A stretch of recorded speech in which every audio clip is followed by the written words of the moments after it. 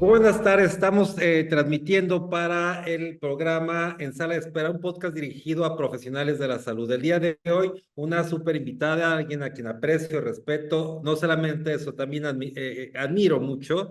Ella es la doctora Bernadette Casillas Sánchez. Ella, como muchos saben, este podcast va dirigido especialmente a médicos anestesiólogos. Ella es médico anestesiólogo, muy enfocada al tema de obstetricia, con posgrados en anestesia en la Universidad de Nueva York, y además ha sido presidente de la Federación Mexicana de Colegios de Anestesiología, presidente de su propio colegio en el estado, con una labor social, filóloga increíble. O sea, no terminaría, Bernadette, de presentarte. La gente sabe que eres Bernadette Casillas. ¿Y quién es ella? Entonces, va más allá que la presentación. La doctora Bernadette Casillas Sánchez, y hoy un gran tema, el tema del burnout, el tema de las consecuencias del estrés en el médico anestesiólogo. ¿Cómo estás, Bernadette? Qué gusto saludarte. Buenas tardes, Abraham. El gusto es mío. Siempre es muy placentero platicar contigo. Gracias. Muchas gracias, Bernadette. Tenemos este tema, Bernadette, alguna ocasión, y quisiera que iniciamos por ahí con este preámbulo, con este marco. Estaba platicando con médicos, les decía que si que a más de alguno nos ha tocado estar varados en un aeropuerto porque el piloto excedió las horas semanales que tiene programadas de acuerdo a parámetros internacionales. Y él dice, yo me siento bien, pero por regla no puedo trabajar más que tantas horas a la semana, y aquí se cumplieron por retrasos de otros vuelos. Entonces, aquí estamos varados hasta que manden a un piloto nuevo. Y esto pasa, yo les preguntaba si serían capaces de abordar un vuelo de México a Hong Kong con un piloto que recién acaba de llegar a Hong Kong. De forma unánime todos me dijeron que no. Sin embargo, ¿qué pasa con los médicos?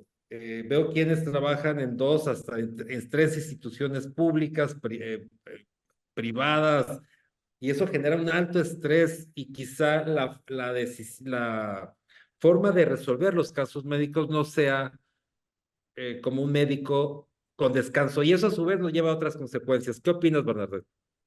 Bueno, mira, para empezar, la vida que nos tocó vivir en este tiempo, Abraham, es muy estresante. Tenemos muchísimos estresores, o sea, situaciones, demandas sociales, demandas familiares y sobre todo demandas personales que nos imponen una gran tensión en nuestra vida. Eso ya para todo el mundo, para todos. ¿Cómo voy a llevar recursos a mi familia? ¿Cómo voy a ascender en la escala social o profesional? ¿Cómo voy a sentirme bien conmigo mismo? Eso es para todos. Para el médico todavía se magnifica esta tensión porque la medicina es una especialidad muy demandante y muy competitiva. Entonces, el que no está actualizándose y dando buen servicio, pues va siendo relegado. Eso genera también estrés. Eh, la anestesiología es una de las especialidades más terribles en cuanto al estrés que genera, sobre todo porque en nuestro país, por ejemplo, hay anestesiólogos, tú lo acabas de decir, que trabajan en 2 o 3 instituciones públicas y luego van a dar anestesias en lo privado. Esto genera a la larga una sobrecarga emocional. El síndrome de burnout es desgraciadamente muy frecuente en los anestesiólogos. Estaba revisando una estadística de la Asociación Americana de Anestesiología en que más o menos el 50% de los anestesiólogos está quemado en el trabajo, burnout. Y en la pandemia era más del 60%. Sí. Claro, porque además de todo el estrés, era el peligro de muerte. Sí, ahora, Bernadette, esto ocurre no solamente en la anestesiología, con muchas más especialidades. Claro, cirugía, ginecología, pero sí coincido que la anestesiología tiene factores especiales y uno de ellos es el tema del acceso más fácil a muchos fármacos que... ¿Qué opinas, Bernardo? O sea, ¿sí se da, no se da? ¿Es un mito? ¿Lo creemos? O es puro rollo? ¿Sí existe? ¿O no, sí existe. El qué problema pasa? del uso o abuso de sustancias existe. Existe en la población general, existe en los médicos y el anestesiólogo tiene un riesgo que va desde 2 a 6 veces más alto de caer en este hábito, que no le vamos a llamar ya nunca vicio o defecto del carácter, sino que es una enfermedad. Sí. Eh, en algunos estudiosos de psiquiatría lo comparan, este trastorno de uso de sustancias lo comparan con la diabetes, porque es una enfermedad crónica, incurable, y si no se trata, puede ser mortal, pasando por mucho dolor y mucho daño a la persona, a la familia y a la sociedad. Ahora, Y Bernardo, ¿qué es lo sí. no, que en algunos casos puede significar daño o muerte de un paciente. Ahora, esto no es nuevo, esto supongo que debe tener años y la pregunta es, ¿qué es lo que estamos haciendo o qué se debe hacer para que este factor disminuya? Digo, si no desaparezca, sí pueda disminuir. ¿Quién mejor que los propios anestesiólogos? Yo sé, Bernadette, que hoy en día presides un comité muy interesante que puede ayudar mucho esto en la Federación de Anestesio. ¿Y quién mejor que los propios anestesiólogos o los propios médicos para que se conocen para poder tomar estas medidas? ¿Tú qué recomiendas? ¿Qué harías? Fíjate que nosotros somos parte, varias personas somos parte de un comité de la Federación de Colegios de Anestesiología que se llama Comité de Salud Mental. Y aquí estamos dirigiendo los esfuerzos a, a establecer un protocolo de manejo, porque tradicionalmente todo el mundo se da cuenta que hay un compañero o un residente, tristemente residentes que ya están en esa etapa de la enfermedad, del uso y abuso de las sustancias psicotrópicas, y se da cuenta todo el mundo, pero nadie dice nada. Nadie dice nada porque le da pendiente que lo corran, le da pendiente que se enoje la persona, y la persona también que tiene ese problema también es reticente de decir, eh, tengo esta enfermedad, El por reconocimiento. ¿Quién va a ir a decir, oye, no es fácil, no es fácil? no, claro que no, porque implica otra vez discriminación, señalamiento, ay, ese, aunque de todos modos se da cuenta los compañeros, claro que se Sí. dan cuenta. Pero entonces, ¿cómo poder auxiliar a esos médicos? Porque el primer factor y obstáculo que yo veo es que yo vaya y lo pida. O sea, ¿cómo voy a reconocer? Porque además todo el mundo se va a dar cuenta y van a hablar, me van a ver, lo que tú hables. Es un tema clásico de discriminación. ¿Cómo garantizar esa confidencialidad? ¿Cómo garantizar con quién sí acercarme? Mira, hay escritos, hay protocolos que ya están en vigencia en otros países, ¿sí? Por ejemplo, me gustó mucho un protocolo canadiense.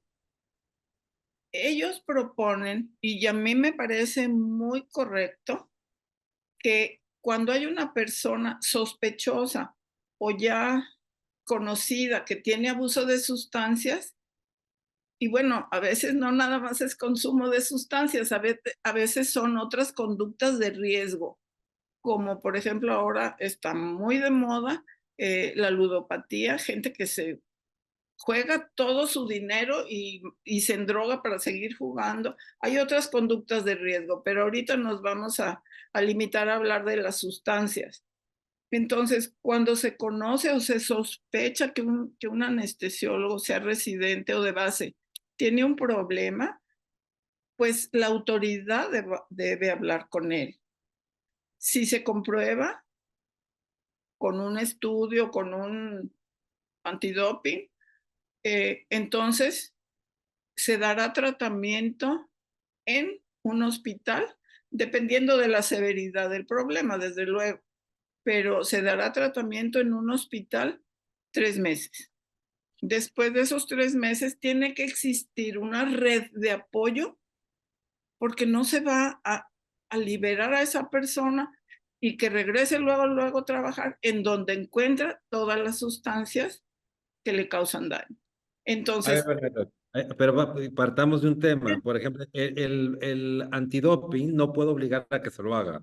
O sea, no, porque es un tema opcional. Lo que sí puedo hacer es poder como autoridad, estamos hablando de residentes que encontramos este tema, sí sí, como los profesores de las sedes receptoras de residentes sí pueden estar informando esta circunstancia a los demás sin que haya ninguna violación, porque está por encima el tema del derecho a la protección a la salud de todas las personas que atienden. así es. Entonces, evidentemente, si no existe ninguna violación, el que un jefe de enseñanza o el responsable del programa le informe a su inmediato anterior, porque es un tema que es un padecimiento, una enfermedad y tendrá que notificársela a su jefe para que tome las medidas indispensables, necesarias. Es como si un residente tuviera una enfermedad, no sé, cualquier otra enfermedad también tendrá que notificarla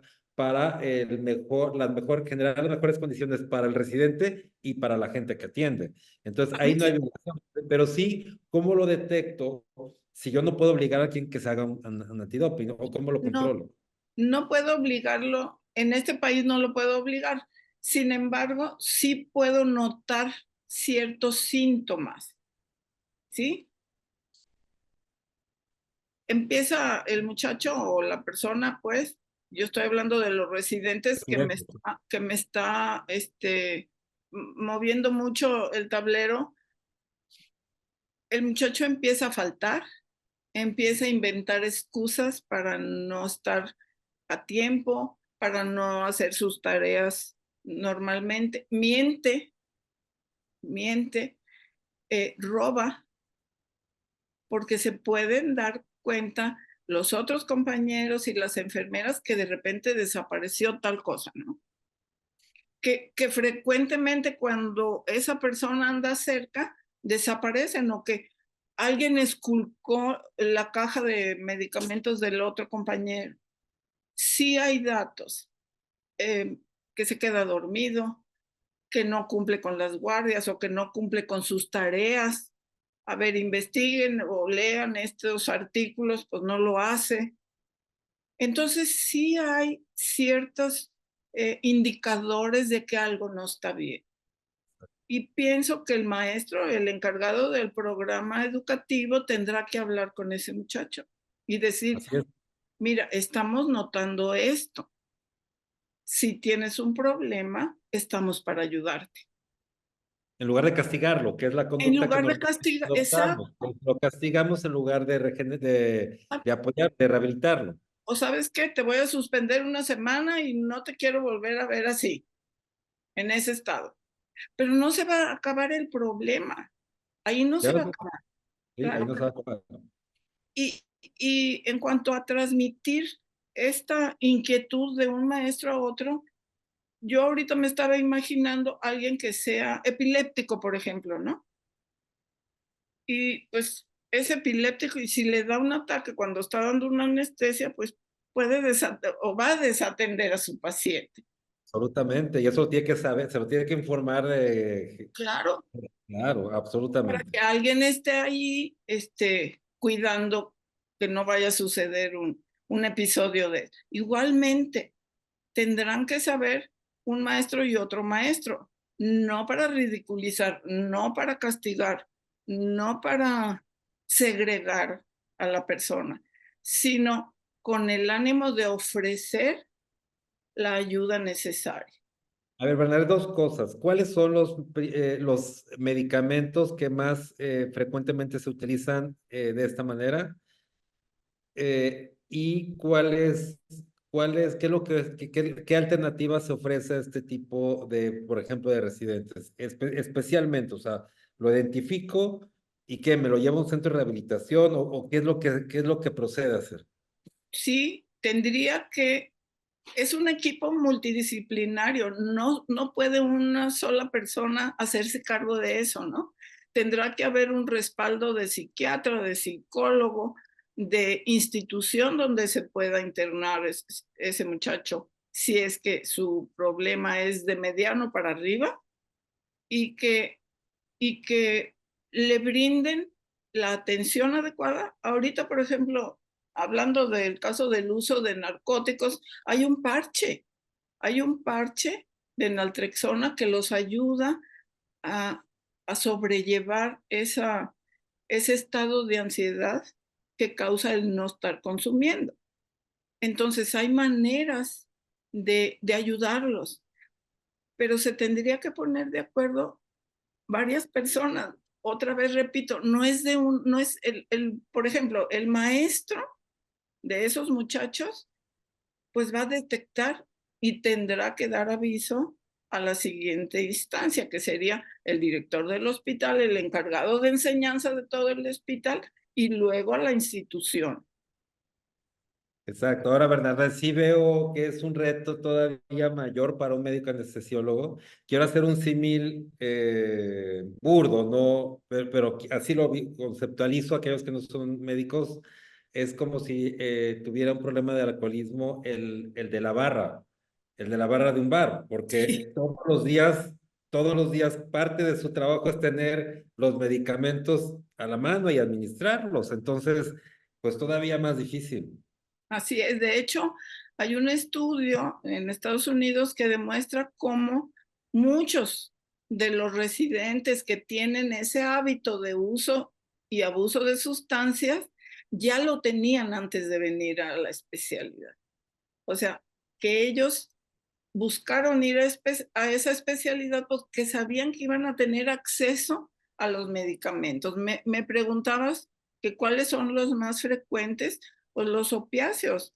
O sea, en quirófano, el fentanil y sus derivados. Y ya drogas de la calle, pues cocaína, marihuana, alcohol mismo. Hay personas que solamente consumen una sustancia, pero la mayoría empiezan a consumir varias sustancias. Y ahora se está poniendo de moda, porque ya está más difícil conseguir los opioides inyectados y todo esto, se está poniendo de moda la inhalación de anestesia. Vale, Entonces, a ver, sí. Entonces, eso todavía es, eh, bueno, todo es peligroso. Todo consumo de sustancias psicoactivas es peligroso, sobre todo si se hace sin control, pero esto es rapidísimo, ¿sí? O sea, el muchacho empieza a inhalar y rápidamente va a perder la conciencia con las consecuencias que te puedes imaginar. sí. Si está en quirófano, va a descuidar a su paciente. A Si ver, está Bernardo, fuera de entonces, si tienes un paciente, esas son las consecuencias, tener el atender de esa manera cuando estoy trabajando. Pero a ver, voy a regresar. Bueno, retomando este tema, ¿qué consecuencias puede tener que esté atendiendo a un paciente cuando el médico está bajo esos flujos de medicamentos? bueno, desde luego va a tener una absoluta falta de juicio. ¿Sí? Si el médico consumió alguna sustancia psicoactiva, su juicio no va a estar funcionando y va a cometer errores de juicio que pueden llevar a la muerte al paciente y que pueden llevar a la muerte a él. Sí, sí, sí. Mira, Ahora, ¿qué aquí riesgos, hubo, sí, sí, dime, qué riesgos tiene el propio médico? Su principal riesgo es llegar él mismo a la muerte. ¿qué riesgos? A ver, repíteme, por favor. Exacto. ¿Qué riesgos tiene? Ya hablamos lo del paciente. Ahora, ¿qué riesgos tiene para él mismo? Bueno, para él mismo, desde luego que primero pierde su, su estabilidad pierde el respeto de sus compañeros, pierde la confianza de sus jefes, pierde a veces el respaldo de su familia cuando descuida todos estos factores, pierde a veces el trabajo, su posición social y su posición económica y desgraciadamente en muchas ocasiones pierde la vida. También. Qué increíble. Bernadette, a ver, entonces, si un médico, bueno, platícanos cómo se llama tu comité, cómo pueden acceder a él. Supongo que es para cualquier anestesiólogo. Claro, claro que Es sí. miembro no de la federación. La federación lo estableció, pero nosotros estamos abiertos a todo el mundo. Eh, yo les puedo dar mi correo si gustan. Tenemos un correo de la comisión, pero no me lo he aprendido. Entonces, perdón, lo acaban de establecer. Pero lo Es, vamos a poner, ahora que editemos el podcast, aquí lo vamos a poner, pero a ver qué tendría que hacer. Primero, o sea, depende de mí, que yo lo identifique, que yo tenga las ganas que me ayuden. ok, Y entonces se Marco, comunica con nosotros y con la seguridad de que será tratado con toda la prudencia y toda la secrecía que amerita y se le indica a dónde puede acudir en cuestión de recibir tratamiento, ¿sí? Se le indica. Nosotros tenemos un psicólogo que habla con ellos y luego se derivará a un psiquiatra. ¿Por qué? Porque muchas veces se necesita medicación. No es nada más échale ganas. sí, no, no, pues. Si consideramos que es una enfermedad, fíjate, que tiene unas hondas raíces genéticas. Esta enfermedad tiene hondas raíces genéticas y por supuesto que tiene una contribución muy grande del medio ambiente y también de mi personalidad. O sea, Bernardo, quiere decir que si ese médico arraiga un hábito de esa naturaleza, es muy probable que sus hijos también lo hagan. No sé, en los hijos no sé porque debería de estudiarse también a la pareja, ¿no? Pero sí te puedo decir que muy seguramente alguien de sus ancestros tenía ese problema. Y ese problema es la facilidad con que alguien se hace dependiente de una sustancia, que a lo mejor fuera del ambiente médico sea el alcohol o el tabaco, Ok. ¿sí? Ahora, Bernadette, en comparación, me quiero ir a unos años atrás. Tú puedes pensar o considerar que hoy es más grave el tema, o sea, que se ha incrementado o que siempre ha existido y antes no le hacíamos tanto caso. Yo creo que siempre ha existido, siempre. Antes no se reportaba, antes de repente aparecía muerta la persona eh, y bueno, pues ya se murió, ¿no? Pero ahora se reporta más o nos damos cuenta más o tenemos un poquito más de apertura para hablar del tema. Me acuerdo, mira, yo me acuerdo cuando hice la residenciatura en Nueva York, yo tenía un compañero que se iba donde estaban todas las máquinas de anestesia guardadas y ahí se ponía a inhalar óxido nitroso hasta que perdía el sentido. Era un muchacho de California, muy güero, beach boy, muy güero, güero, güero. Se ponía rojo, luego se ponía morado y dejaba de respirar. Y a él le gustaba eso. Entonces, yo te estoy hablando de hace 50 años, Abraham. Menos, Bernardo, menos, menos. Entonces, No, bueno, pues una gran labor, pero sin duda también un reto. Y si yo tuviera que pensar en el mayor de los retos, sin duda el tema de la confidencialidad. En la medida que el médico que tenga ese tema pueda acudir y sepa que su caso va a ser confidencial, más personas se van a acercar. yo Un creo que solo caso bastaría. donde se viole este tema de confidencialidad, donde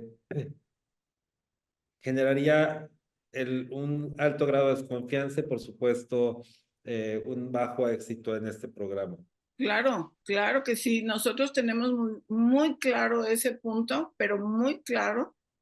Y lo que nos mueve es el querer hacer algo serio, estructurado, ordenado para ayudar. Estamos ya programando pláticas en todos los congresos regionales y nacionales. Hacemos talleres. Este congreso pasado hicimos un taller de inteligencia emocional que no hubo mucha asistencia, y te voy a decir por qué, porque en el papel estaba lleno y ya no dejaron entrar a nadie más, pero no asistieron todos.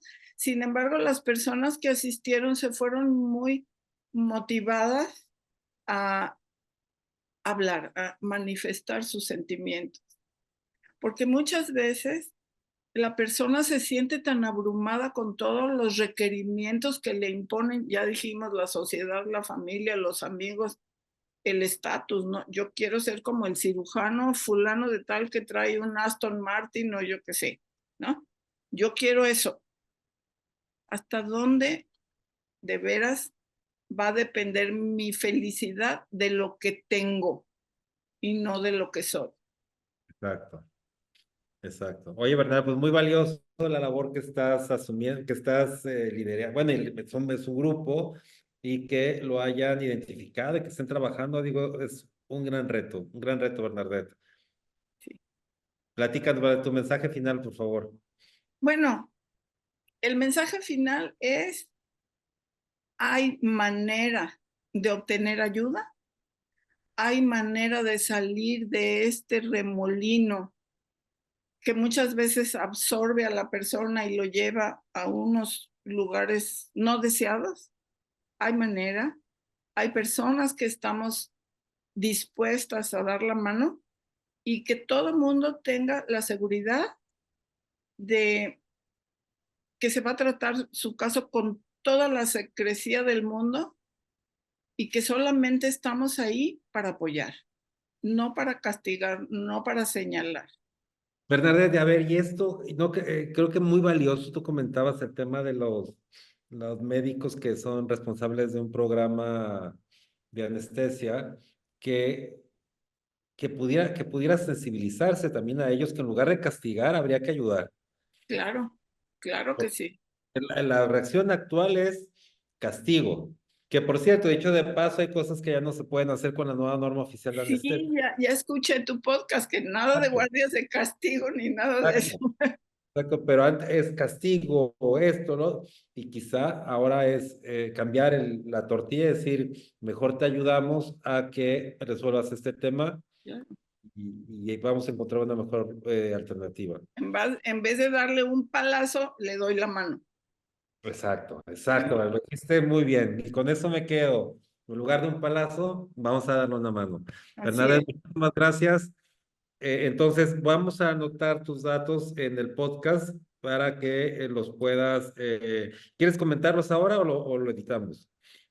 Bueno, yo te mando la dirección correcta porque te digo que no me la sé, pero somos 3 personas. Voy a mandarte también los nombres de las 3 personas. La doctora Nora Covarrubias de Durango es la líder del proyecto, el psicólogo Urrola también y yo. Ahorita somos los miembros de la comisión, a lo mejor después se van a sumar más personas, esperemos que sí. Salud. Gracias, gracias. No se escuchó, lo grabé. Muchas No, no gracias, Bernadette. Pues lo agradezco muchísimo. Espero que este podcast lo vamos a acoplar con la norma oficial mexicana 06 de la práctica de anestesiología. Va a ser una serie de podcast exclusivo para anestesio. Y bueno, hay muchos temas que tenemos que tratar además de este, Bernadette. claro, Muchísimas gracias. claro. Gracias a ti, Abraham. Buenas tardes. Gracias a todos y este es su podcast en Sala de Espera, un programa dirigido a personal de la salud. Muchas gracias.